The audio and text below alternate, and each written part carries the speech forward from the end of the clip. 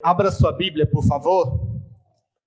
Ainda na segunda carta de Paulo aos Coríntios, agora no capítulo 7. 2 Coríntios, capítulo 7. Nós vamos ler a palavra de Deus do versículo 1 até o versículo 16. Vamos meditar sobre a igreja de Cristo Jesus. Eu vou ler. Tendo, pois, ó amados, tais promessas, purifiquemo-nos de toda impureza, tanto da carne como do espírito, aperfeiçoando a nossa santidade no temor de Deus. Acolhei-nos em vosso coração. A ninguém tratamos com injustiça, a ninguém corrompemos, a ninguém exploramos. Não falo para vos condenar, porque já vos tenho dito que estáis em nosso coração para juntos morrermos e vivermos. Muito grande é a minha franqueza para convosco, e muito me glorio por vossa causa. Sinto-me grandemente confortado e transbordante de júbilo em toda a nossa tribulação. Porque chegando nós à Macedônia, nenhum alívio tivemos. Pelo contrário, em tudo fomos atribulados, lutas por fora, temores por dentro. Porém Deus, que conforta os abatidos, nos consolou com a chegada de Tito. E não somente com a sua chegada, mas também pelo conforto que recebeu de vós, referindo-vos a vossa saudade, o vosso pranto, o vosso zelo por mim, aumentando assim o meu regozijo. Porquanto, ainda que vos tenha contristado com a carta, não me arrependo. Embora já me tenha arrependido, vejo que aquela carta vos contristou por breve tempo. Agora me alegro, não porque fostes contristados, mas porque fostes contristados para arrependimento. Pois fostes contristados segundo Deus, para que de nossa parte nenhum dano sofresseis. Porque a tristeza, segundo Deus, produz arrependimento para a salvação, e a ninguém traz pesar. Mas a tristeza do mundo produz morte. Porque quanto cuidado não produziu isso mesmo em vós, que segundo Deus fostes contristados. Que defesa, que indignação, que temor, que saudades, que zelo, que vindita. Em tudo destes prova de estardes inocentes nesse assunto. Portanto, embora vos tenha escrito, não foi por causa do que fez mal, nem por causa do que sofreu o agravo, mas para que a vossa solicitude a nosso favor fosse manifesta entre vós, diante de Deus. Foi por isso que nos sentimos confortados, e acima desta nossa consolação, muito mais nos alegramos pelo contentamento de Tito, cujo espírito foi recreado por todos vós. Porque se em alguma coisa me gloriei de vós, para com ele, não fiquei envergonhado. Pelo contrário, como em tudo vos falamos com verdade, também a nossa exaltação na presença de Tito se verificou ser verdadeira. E seu entranhável afeto cresce mais e mais para convosco, lembrando-se da obediência de todos vós, de como o recebeste com temor e tremor. Alegro-me em tudo, posso confiar. Alegro-me porque em tudo posso confiar em vós. Oremos ao Senhor. Pai Celeste, obrigado pela bênção do Senhor sobre a tua igreja. Obrigado pela leitura da tua palavra e obrigado, Deus, pela vida das crianças. Que o Senhor as abençoe. Que a graça do Senhor, derramada sobre os nossos corações, seja igualmente derramada nos corações dos pequeninos. Abençoa-os, ó Pai, para que também, por intermédio das atividades, eles recebam a Tua palavra e a Tua graça. Que o Senhor mesmo cuide, ó Pai, de cada um de nós e abençoe-nos para que as palavras dos nossos lábios e o meditar do nosso coração sejam todos agradáveis ao Senhor. E assim alimente e edifique a Tua igreja, em nome de Jesus. Amém. Queridos irmãos e irmãs, isso é a igreja, né? A igreja de Jesus é um lugar onde a gente, depois de vir a Cristo, a gente passa os momentos mais importantes da nossa vida, a gente passa ligados à igreja, não é? Quando a gente nasce, a gente é apresentado ao batismo, a nossa infância, a gente passa pelos corredores, né? No nosso caso aqui, a gente não tem corredor na igreja, a gente mistura tudo aqui para que a gente sinta melhor o calor do evangelho chegando aos nossos pequeninos. Essa é a nossa condição ainda hoje. Mas nós passamos pela igreja grandes momentos da nossa vida. Por mais que a gente tenha histórias de amor e desamor com a igreja, de encantamentos e de desencantos, de alegrias e de tristezas, de amizades profundas, às vezes de confrontos, de boas lembranças, às vezes de frustrações, é a igreja de Cristo Jesus, é o plano de Deus em Cristo Jesus que nós nos reuníssemos em comunidade. Mas a igreja é também um lugar onde, como eu disse, a gente vive tanto emoções boas quanto emoções que não gostaríamos de viver.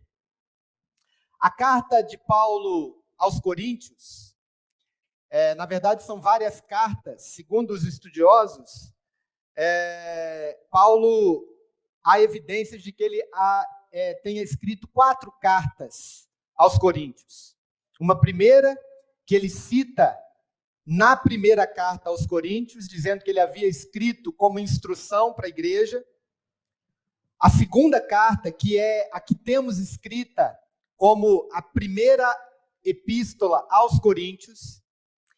E aqui, quando ele fala de uma carta que nós lemos, aquela carta que vos escrevi, muito provável, alguns dizem que é a primeira carta, quando ele fala no capítulo 5, de um caso muito triste de incesto que houve na igreja, e que a igreja teve que lidar com aquilo de forma muito dura. O próprio apóstolo Paulo, no meio de 2 viagens missionárias, no meio de suas 2 idas a Corinto, ele teve que fazer uma viagem rápida até Corinto para lidar com essa situação, uma situação absolutamente difícil.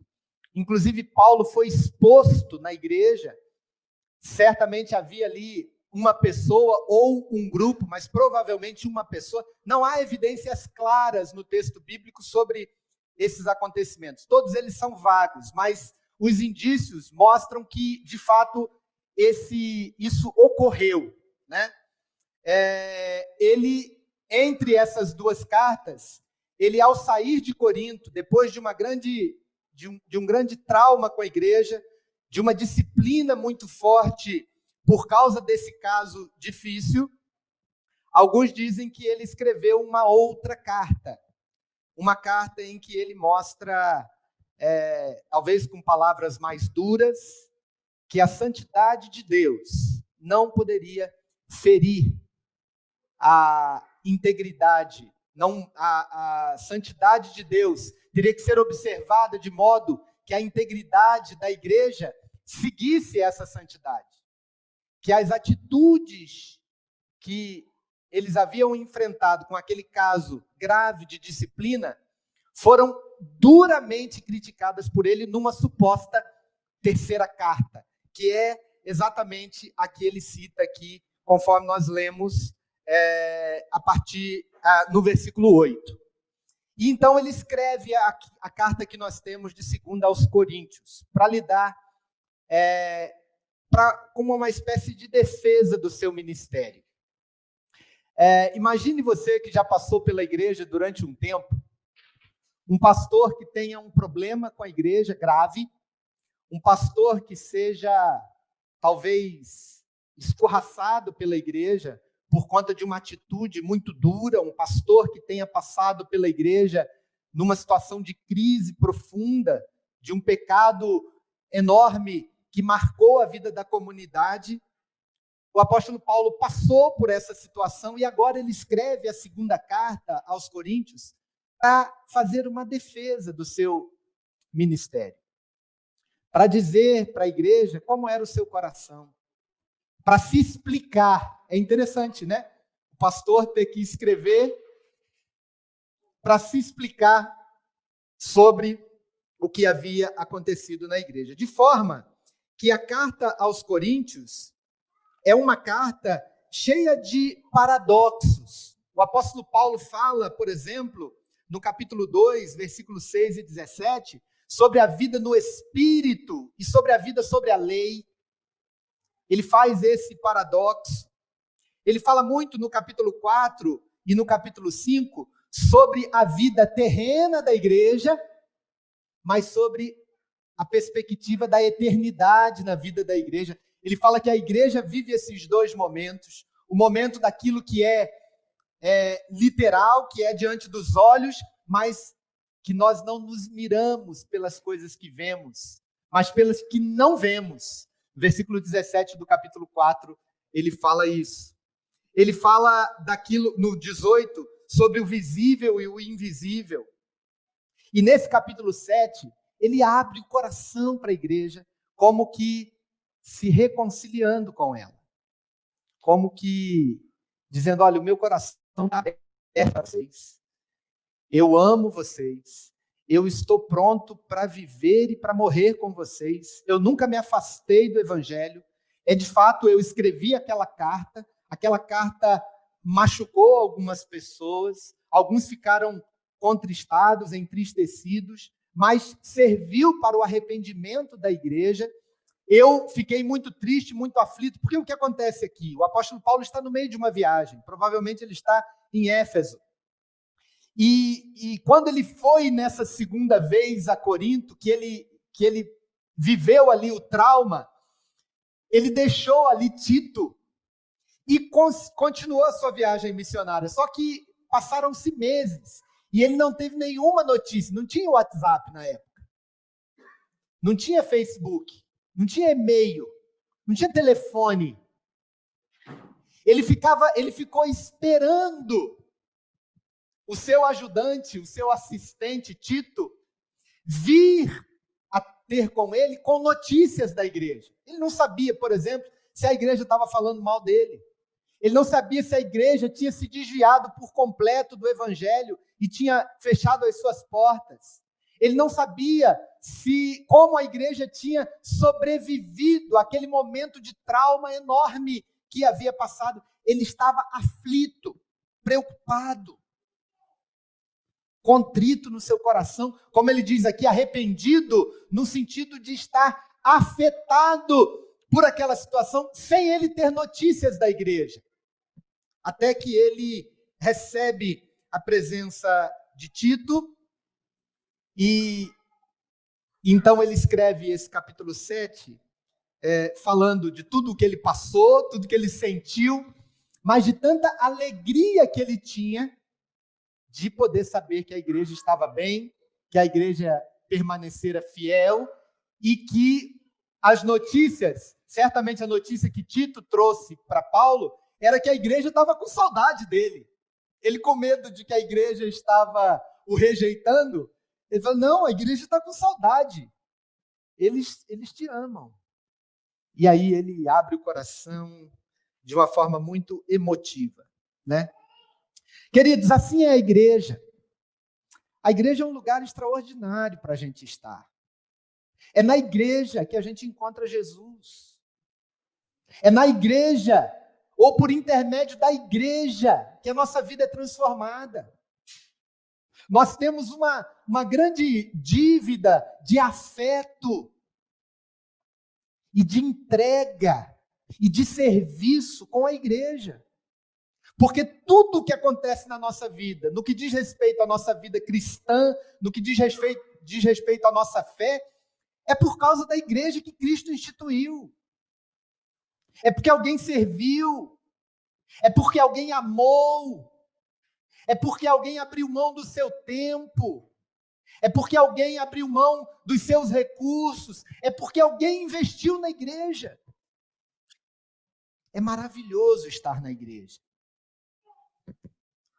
Mas nós precisamos lembrar, e eu queria hoje, ao olhar para esse texto, lembrar que a igreja ela não funciona como igreja apenas nos momentos em que o nosso coração descansa com ela. Ela não é igreja apenas nos momentos de alegria.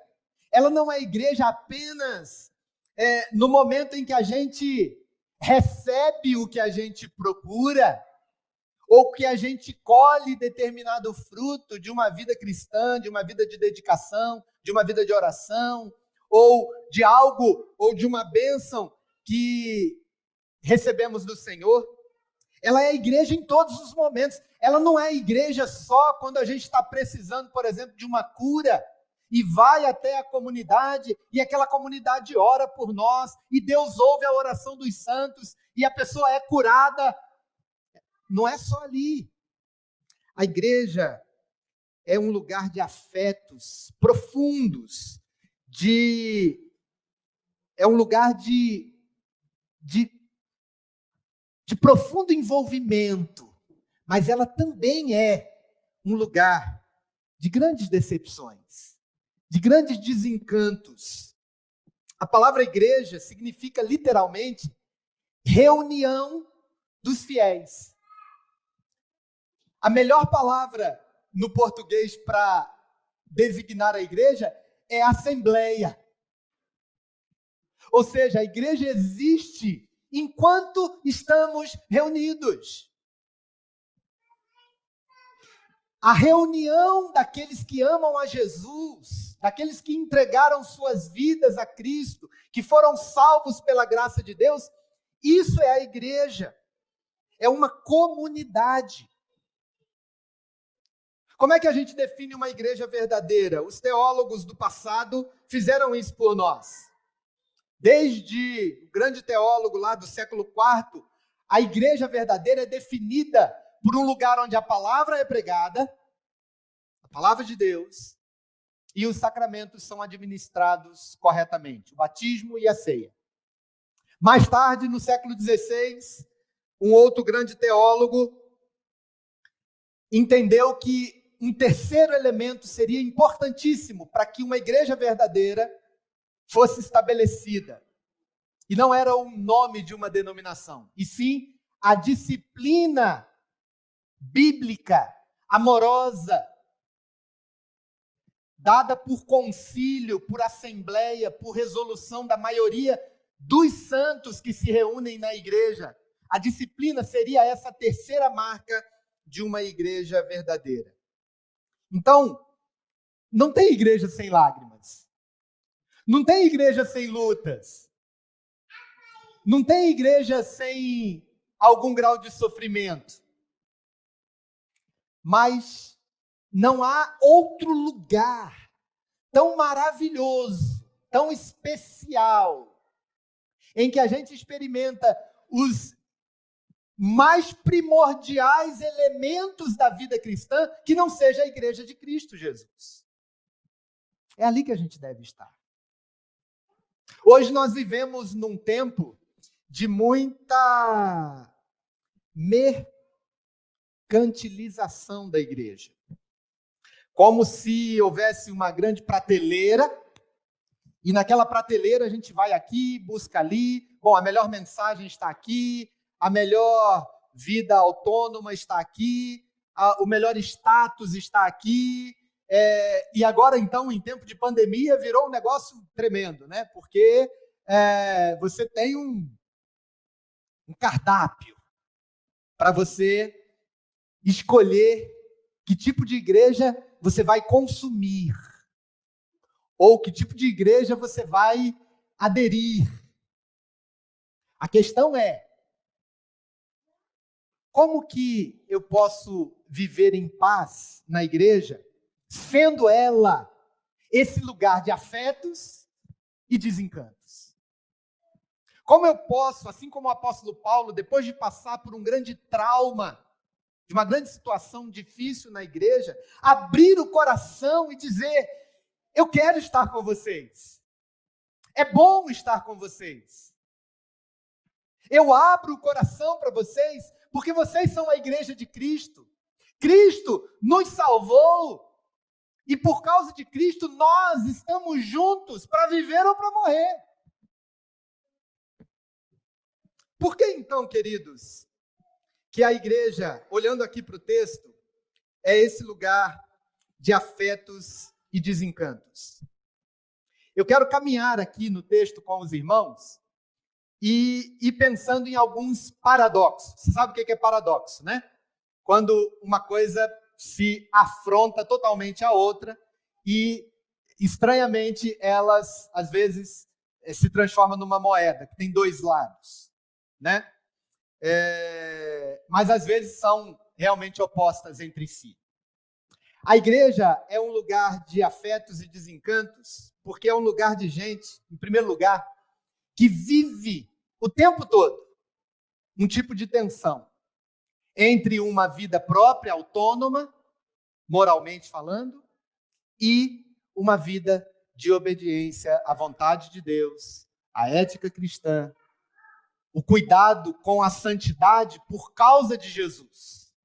Versículo 1, o texto nos mostra isso. E, na verdade, o versículo 1 de 2 Coríntios 7 é a conclusão daquilo que ele falou antes dos versículos 14 a 18 do capítulo 6. E do capítulo 1, no versículo 1 ele diz: tendo, pois, ó amados, tais promessas, purifiquemo-nos de toda a impureza, tanto da carne como do espírito, aperfeiçoando a vossa santidade no temor de Deus. Não existe igreja, queridos, sem que nós nos submetamos à santidade de Deus em nós.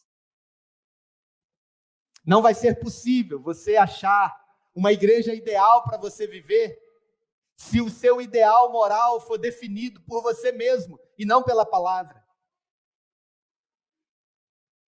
A igreja de Jesus é esse lugar em que o tempo todo a gente vai estar procurando o nosso jeito de viver, os nossos prazeres, os nossos gostos, os nossos desejos e aquilo que a palavra de Deus, que a vontade de Deus diz que devemos querer, que devemos desejar, que devemos praticar e que devemos ser.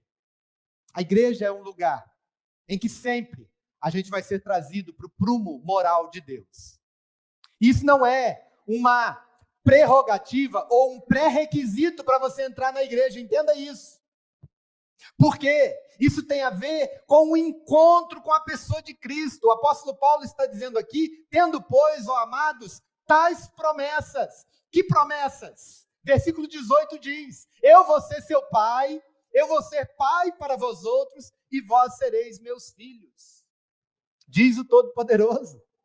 Ou seja, porque a nossa vida é de Cristo, porque o nosso coração se alegrou em Cristo, nós vamos, o tempo todo, como igreja de Cristo, santificarmos-nos a nós mesmos, purificar o nosso coração, purificar as nossas redes sociais, purificar os nossos olhos, purificar os nossos relacionamentos, purificar os nossos toques, purificar os nossos andares, por causa de Cristo Jesus. E isso é uma tensão.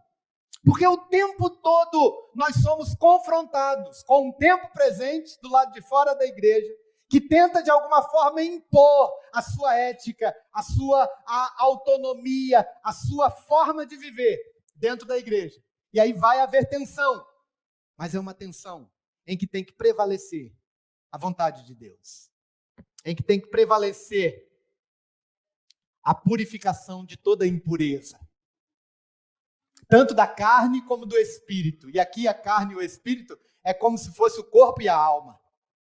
Ou seja, não adianta purificar só a carne. Se a alma, os intentos, as vontades também não estão, como disse Lutero lá, cativas a Cristo Jesus. Uma coisa é o que a gente faz, outra coisa é o que a gente quer. Mas também não adianta a gente ter boas intenções na alma, a intenção de obedecer, de ter a mente cativa a Cristo, se aquilo que eu produzo não é uma vida de pureza, que honra e santifica a igreja de Cristo. Essa é uma primeira tensão que há na igreja. Uma segunda tensão que há na igreja, um segundo paradoxo, um segundo confronto, é que igreja é lugar de gente que habita, que vive a tensão entre habitar templos e habitar corações. Veja o que diz o texto bíblico. Versículo 2 a 4, olha o que o apóstolo Paulo diz. Ele diz assim, ele está escrevendo para Corinto. Antes de começar a falar, ele fala assim, abra seu coração para mim, porque eu vou te dizer. É isso que ele está dizendo aí, olha aí o texto. Acolhei-nos em vosso coração. A ninguém tratamos com injustiça, a ninguém corrompemos, a ninguém exploramos. Não falo para vos condenar, porque já vos tenho dito que estáis em nosso coração, para juntos vivermos ou morrermos. Muito grande é a minha franqueza para convosco, e muito me glorio por vossa causa. Sinto-me grandemente confortado e transbordante de júbilo em toda a nossa tribulação. O apóstolo Paulo está dizendo que para a gente habitar a igreja, a gente precisa vir no templo, mas a gente precisa também abrir o coração para as outras pessoas que estão no templo entrarem nele. A gente não vai viver a vida que Deus planejou para nós na sua igreja se nós não tivermos essa disposição de abrir o coração, de tocar e de se deixar tocar pelo outro. De saber que situações que às vezes nos colocam juntos numa grande enrascada, e o lugar para a gente arrumar enrascada é a tal da igreja, não é?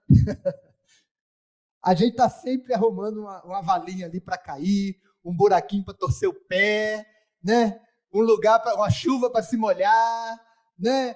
Tem sempre um negócio ali. Tem sempre um trem, como diz lá na cidade do Marcelo lá, né? Tem sempre um trem, ou da Giana. Tem sempre um trem de doido na igreja. Mas a gente precisa abrir o coração para tratar essas coisas. Não basta a gente vir ao templo. A gente precisa vir com o coração aberto, disposto a ser pastoreado, disposto a pastorear, disposto a tocar, a compreender. Talvez tenha coisas na comunidade que Deus colocou diante dos seus olhos, e Ele só colocou diante dos seus olhos. E Ele está dizendo que é para você ver essa situação. Então você precisa estar disposto. De não estar apenas no templo, mas de habitar também os corações. O apóstolo Paulo, ao tratar de um problema tão grave, ele fala a partir da emoção maior, que é o afeto. E aí ele fala com verdade. Ele diz, olha, eu não falei aquilo que eu falei para vocês para magoar ninguém, não falei para humilhar pessoas, eu não explorei ninguém, eu não tinha o interesse de condenar ninguém, mas para vocês poderem entender isso, ó Coríntios, vocês precisam abrir o coração. Terceiro lugar, a igreja também é lugar de gente que vive a tensão entre celebração e tribulação. Não tem jeito, isso é o tempo todo na igreja. E o apóstolo Paulo também fala isso aqui, né? Nos versículos 4 ele diz que ele está extremamente alegre na nossa tribulação. não é porque tem um sentimento de masoquismo, né? Ou de aquela rudeza, né? Aquele amargor tão grande que sente prazer no sofrimento, né? Ou o pai, quando vai disciplinar o filho, ao invés de fazê-lo com amor, inflige dor e tem ali um certo prazer em infligir dor. Ou o policial, quando vai exercer o seu papel de espada do Estado, ao invés de fazê-lo submisso à vontade de Deus e ao cumprimento do dever, ele faz por desejo de vingança. Ou sente prazer no cheiro da arma que, depois de disparada, traz para ele algum tipo de contentamento psicológico. Não é isso. Não é prazer no sofrimento em si. Mas, na igreja, nós sempre vamos cultuar ao Senhor. Nós sempre vamos celebrar ao Senhor, ainda que estejamos passando por tribulação e tristeza. É isso que o apóstolo Paulo está dizendo aqui. Veja o versículo 6. Versículo 5, ele diz: chegando nós à Macedônia, nenhum alívio tivemos. Pelo contrário, em tudo fomos atribulados, lutas por dentro, por fora, temores por dentro. Mas no versículo 4 ele diz: sinto-me grandemente confortado e transbordante de júbilo em nossa tribulação. Como é que é a igreja para você? Quando a igreja é melhor? É quando está tudo bem ou quando a gente tem lutas? A gente costuma dizer assim, que determinados problemas na igreja, a gente que já é meio velho de igreja, a gente sempre ouviu isso, né? Então a igreja, quando não tem mais lugar para sentar, então nós temos um problema. Aí o pastor vai lá na frente da igreja e fala assim: isso é um problema bom. Vamos glorificar a Deus. Aí a igreja fala: amém. Né? E aí canta com mais força ainda, né? Mas e quando a alma está rasgada por um irmãozinho que caiu e era uma pessoa que a gente não imaginava que ela ia cair? E aquilo causa profunda tristeza em nosso coração. Você fala assim: eu podia esperar de todo mundo, mas não daquele irmão ou daquela irmã. Será que o culto tem que ser um culto fúnebre? De jeito nenhum. Na igreja, nós vamos experimentar esse elemento aqui que o apóstolo Paulo fala na sua confissão, de que é possível sermos transbordantes de júbilo em toda a nossa tribulação. E quando nós passamos por situações assim, e isso não afeta a nossa celebração ao Senhor, a gente está vivendo dentro de uma igreja cheia de contradições, mas um lugar onde o Senhor é adorado, onde o nosso coração é confortado pela palavra de Deus. Isso aconteceu com o apóstolo Paulo, aconteceu com a igreja de Corinto, acontece conosco. O apóstolo Tiago fala: tende em vós, por motivo de grande alegria, o passardes pela tribulação. A questão, queridos, é que o cristão não é imune ao sofrimento, mas ele não pode ser melancólico. Ele não pode ser uma pessoa derrotada pelo sofrimento. Porque segundo a fé que nos está proposta em Cristo Jesus, nada pode nos separar do amor de Deus que está em Cristo Jesus, o nosso Senhor. E qualquer que seja a circunstância, nós vamos cantar ao Senhor, vamos celebrar ao Senhor, na mesma perspectiva do salmista, quando compôs o Salmo 34. Ele vai dizer: em todo o tempo louvarei ao Senhor. O seu louvor estará sempre nos meus lábios. Gloriar-se-á no Senhor a minha alma. E aí acontece o milagre que sempre acontece na igreja. Pessoas, às vezes, passando por grande tribulação e tristeza. Pessoas, às vezes, decepcionadas com a própria igreja. Celebram com alegria ao Senhor. E aí os humildes, ou seja, aqueles que ainda estão sofrendo, ouvem aquele louvor e falam, é aqui que eu quero estar. Porque a igreja é um lugar onde a gente vai, inevitavelmente, viver essa tensão entre celebração e tribulação. A quarta tensão que o texto nos mostra, nos versículos 6 e 7, é para mim a mais preciosa. Porque a igreja é o lugar de gente que vive a tensão entre o transcendente e o imanente. Entre o místico e o tangível. Entre o divino e o humano. Olha que coisa linda que o Senhor fez com o apóstolo Paulo. E aí a gente estava na reunião da mesa administrativa essa semana, lembrando da nossa necessidade de ir até a casa dos irmãos. Os irmãos vão entender por que eu estou dando esse exemplo. De ir até a casa dos irmãos e dizer, você é importante. De olhar no olho dele e falar, estamos sentindo a sua falta. Porque toda vez que nós nos colocamos diante de Deus para adorá-lo e para receber dele as bênçãos, ele usa as nossas vidas ou a vida de outros irmãos para se fazer presente de forma divina, extraordinária, milagrosa em nossos corações. Olha para o texto e veja comigo o que aconteceu com o apóstolo Paulo. Ele disse assim, quando nós chegamos na Macedônia, nenhum alívio tivemos. Ele ainda estava angustiado com o que tinha acontecido em Corinto. Ele não tinha notícias da igreja. Pelo contrário, em tudo fomos atribulados. Lutas por fora, temores por dentro. Ou seja, além do temor que ele tinha e da angústia, ainda tinha problemas ali em Troade, na Macedônia, para ele poder continuar pregando o evangelho. Olha o que acontece. Versículo 6. Vamos ler comigo o 6?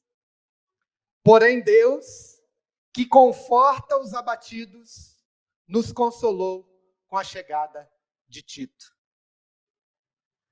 Deus enviou uma pessoa,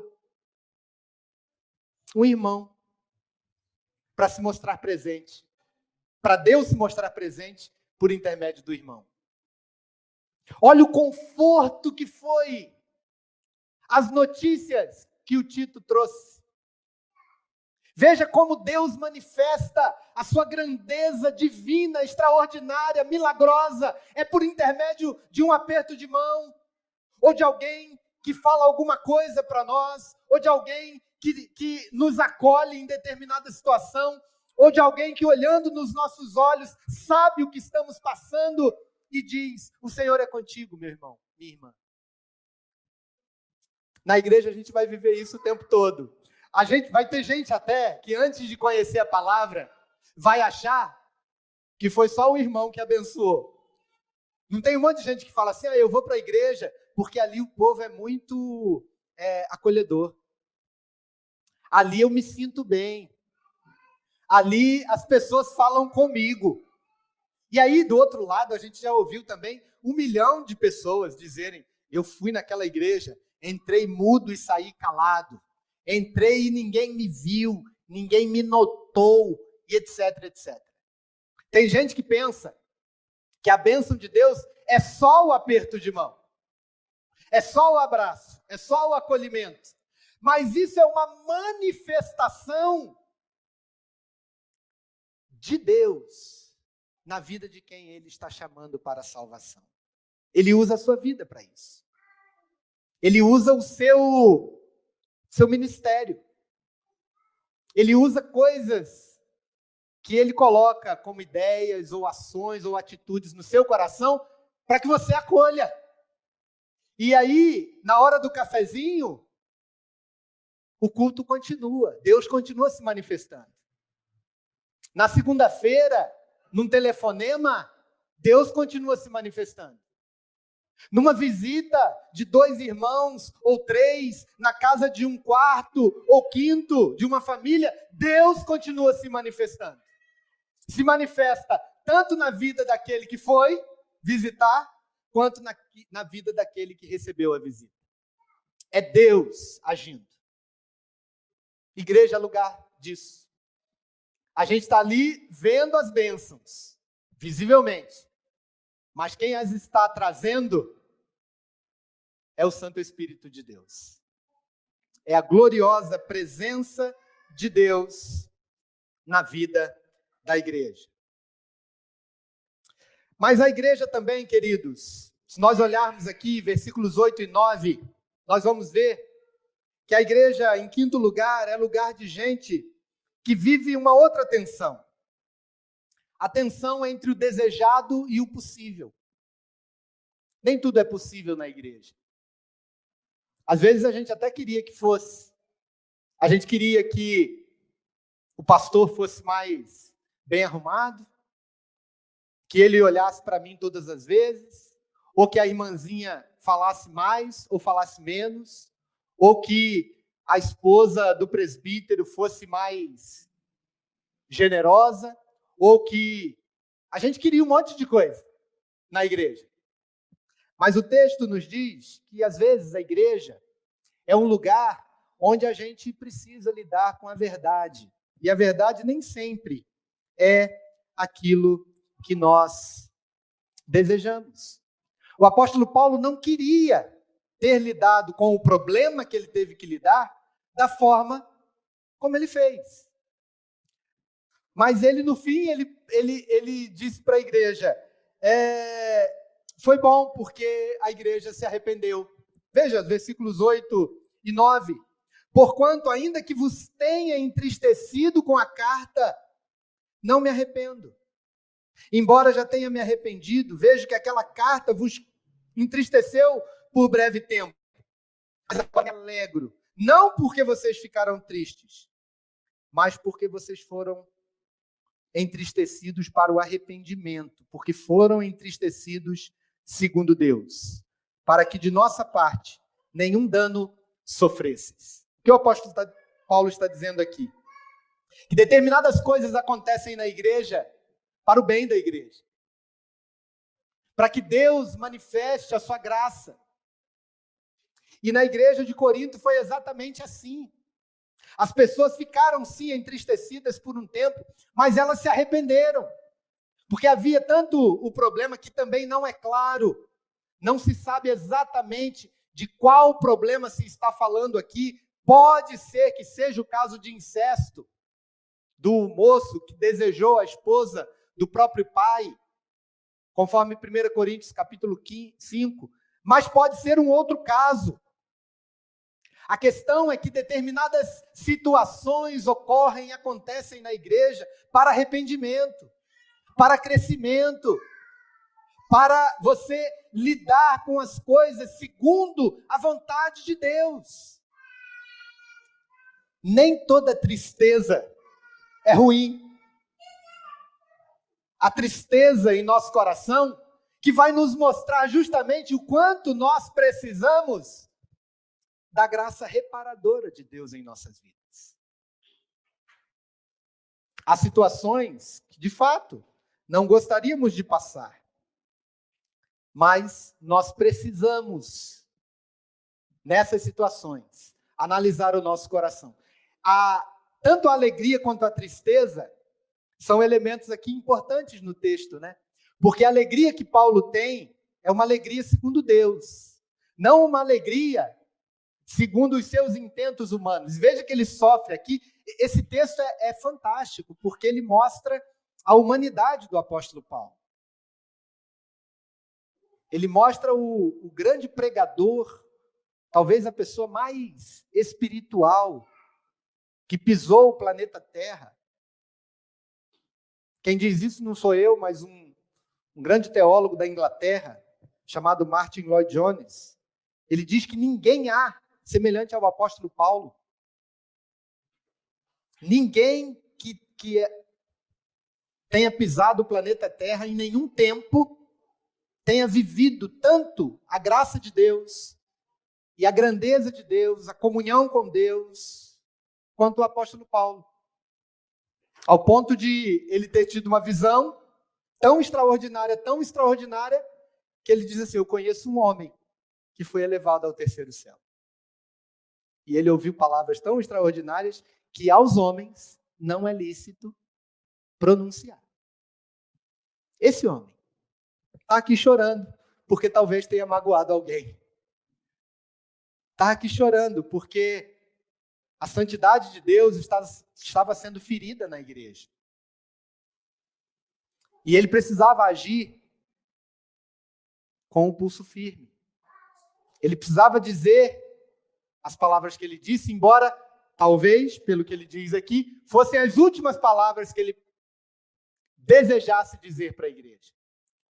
Mas na igreja, queridos, a gente vive o tempo todo essa tensão entre o que a gente gostaria que fosse, mas aquilo que é de fato. Aquilo em que a gente precisa abrir os olhos, abrir o coração, para receber como necessidade, às vezes como uma disciplina de Deus para a igreja. Pegue, por exemplo, uma igreja que está sempre vazia. A gente vai ter que saber o que o Senhor quer dizer para nós. Pegue, por exemplo, uma igreja que nunca consegue vencer determinados tipos de pecado na maioria dos seus membros. A gente precisa dar conta disso.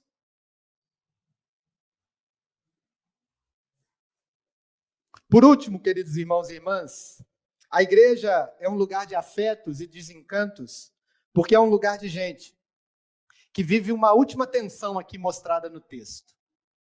É uma tensão entre a autopreservação e o cuidado de Deus. Às vezes a gente acha que a igreja pode cuidar dela mesma. E esse foi o grande problema da primeira igreja instituída sobre a face da terra. De achar que ela própria poderia ser, ao mesmo pé das Escrituras, ou da sua liderança, o seu próprio guia. O texto nos mostra, nos versículos 10 e 11, porque que Deus usou, versículo 10, porque a tristeza, segundo Deus, produz arrependimento para a salvação, que a ninguém traz pesar. Mas a tristeza do mundo produz morte. Porque quanto cuidado não produziu isso, mesmo em vós que, segundo Deus, fostes entristecidos.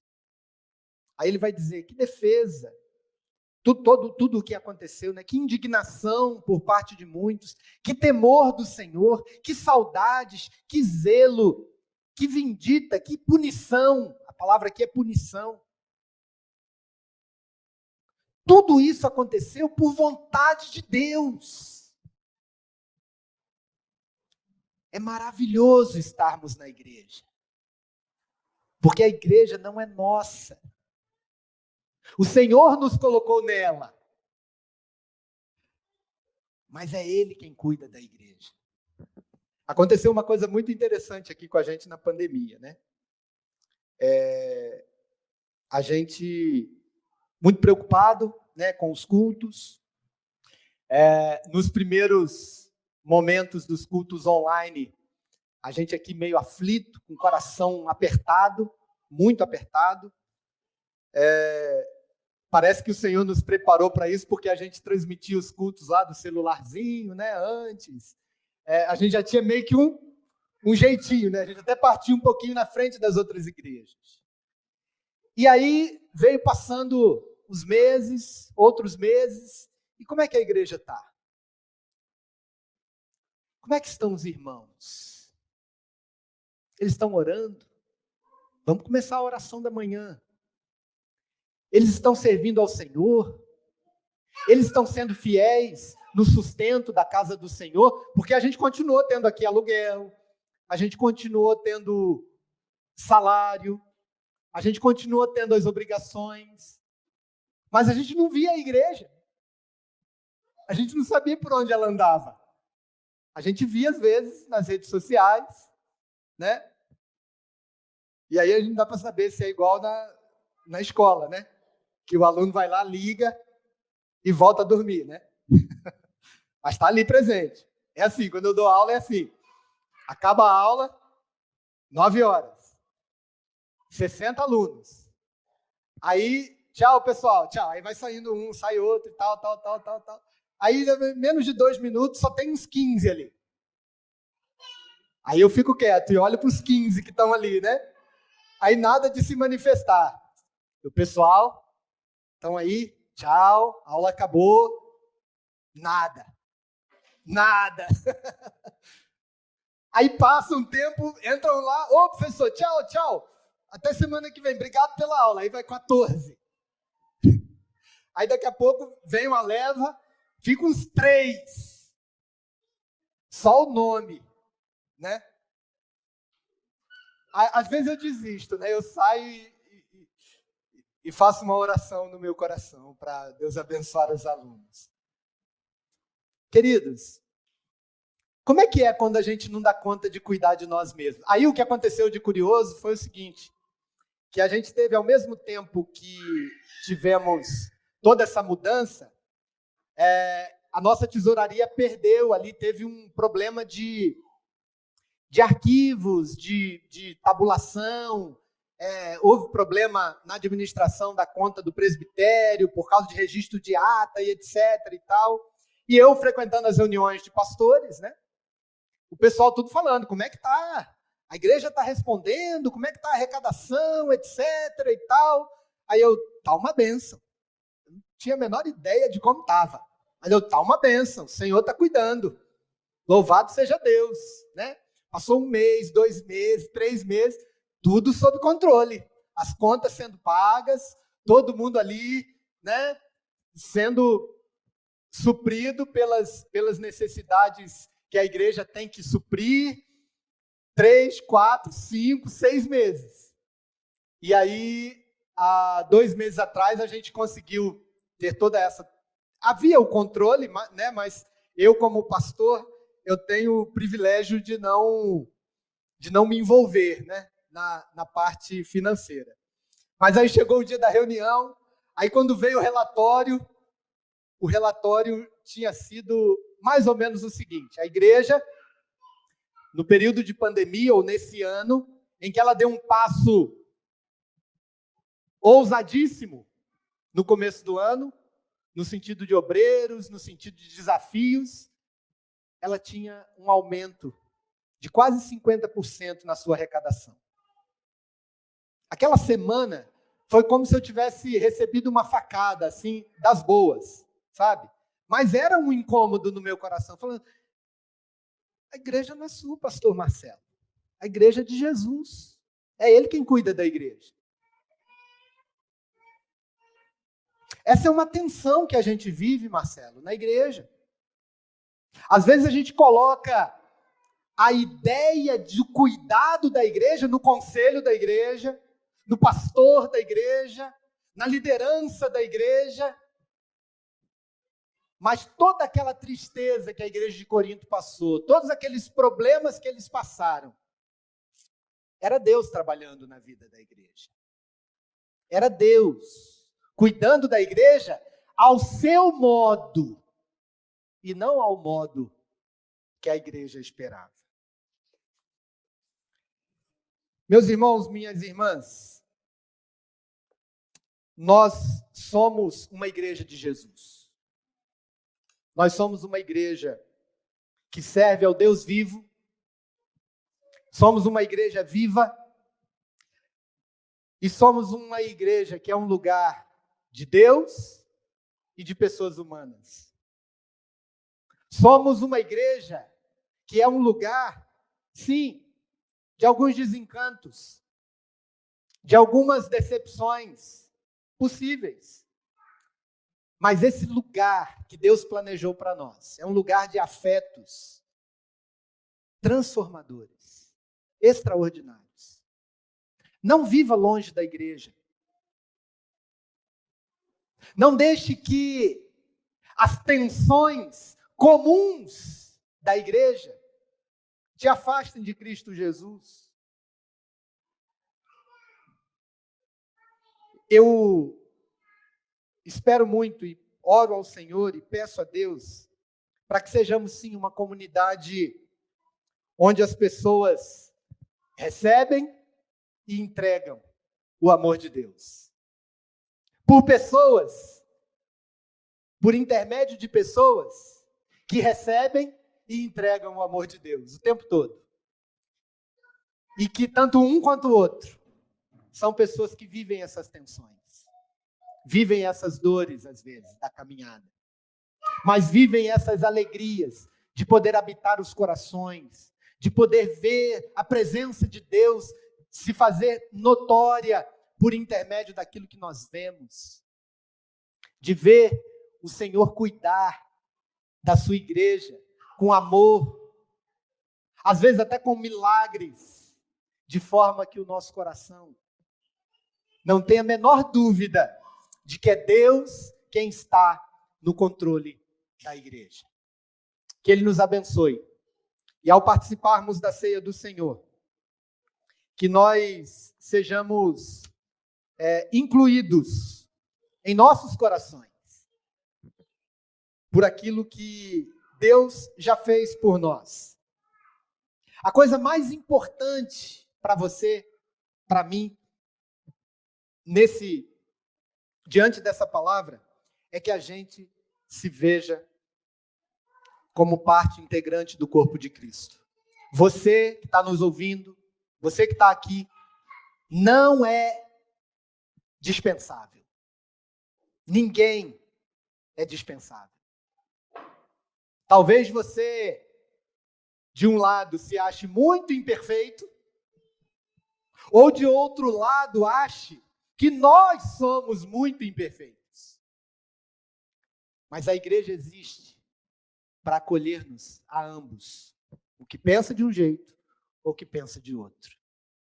Para que a gente seja cuidado pelo Senhor, envolvidos na missão que o Senhor deu a essa comunidade, para sermos parte integrante do corpo de Cristo, para fazer a diferença no mundo em que Ele nos colocou. Que Ele nos abençoe e nos guarde em nome de Jesus.